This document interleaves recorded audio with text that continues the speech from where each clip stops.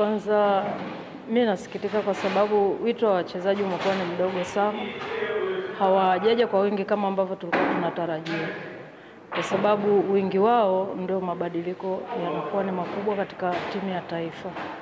Lakini tunasikitika kwamba wachezaji ambao ni chipukizi, wengine wamechelewa, wengine hawajafika kabisa, wengine hawajajiandikisha. Inasikitisha kwa sababu siku zote katika mchezo chipukizi ndio wanategemewa sana.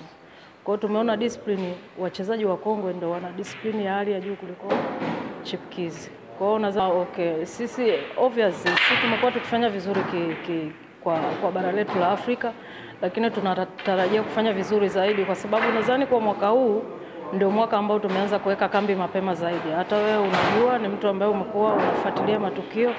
Kwa hiyo tunatarajia kufanya vizuri zaidi, na mashindano ya Afrika kwa mwaka huu kidogo yako tofauti kwa sababu wameweka discipline zote. Kuna high ball, kuna 9 ball, kuna hivyo, sio black ball peke yake. Kwa hiyo tunatarajia kupata kikosi ambacho ni imara, ambacho kitafanya training kwa muda mrefu kwa discipline zote, na tunatarajia kufanya vizuri zaidi kuliko kipindi kingine. Kwa upande wa wanaume, unavyojua wachezaji ni wengi. Kwa hiyo ni lazima kuwepo mchakato wa muda mrefu kwa ajili ya kupata national team. Tofauti na wachezaji wa kike, wito umekuwa ni mdogo sana. Kwa hiyo kidogo nao ni rahisi kupata national team. Na maana labda waliojiandikisha ni limit exactly either 5 au 6.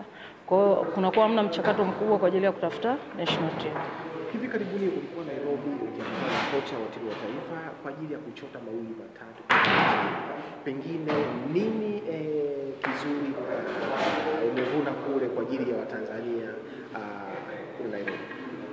Mazuri niliyopata ni mengi. Obvious nimejifunza vitu vingi ambavyo mimi kwa uchezaji wangu wa pool zaidi ya miaka 15 sikuwahi kujua kama hivyo vitu vina exist kwenye pool, lakini nilipata nafasi ya kujifunza kwa muda mchache na pia kuwa na notes za kuwepo, lakini pia baada ya mwezi nitakuwa na mtihani ambao tayari nimeshapewa vitu vya kusoma. Ni vitu vingi obvious, ni vitu vingi sana vinahitajika kwenye pool. Hata wachezaji ambao tunawaona ni professional, kuna vitu vingine bado hawavijui. Kwa hiyo ni vitu vingi ambavyo nimejifunza na ni vitu ambavyo nitavifanyia kazi katika nchi yangu. Obviously sikwenda kwa ajili yangu, natamani baadaye kwenye maisha yangu labda Tanzania tuwe na academy ya watoto, na ni vitu ambavyo nategemea ni vizuri zaidi kuvitumia kwa watoto, kwa sababu kumbadilisha mtu ambaye tayari ameshazoea style ya mchezo ni ngumu. Mtu ambaye labda amekaa kwenye pool miaka 20 ni ngumu kumbadilisha. Ila ukipata mtoto ambaye anakuwa na kumfundisha, basi tutakuja kuwa na vipaji vikubwa baadaye.